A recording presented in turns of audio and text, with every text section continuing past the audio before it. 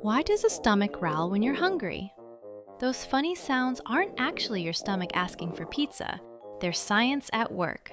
Inside your belly, muscles squeeze and relax to move food, liquid, and even air through your digestive tract. This dance is called peristalsis. But when your tummy is empty, it's like an empty drum. The air and juices inside get pushed around and grumble. You hear the growl. When you're hungry, it's even louder because there's no food to hush it. So, next time your tummy talks, you'll know it's just doing its job. To book a consultation call, DM us now. Follow us for more.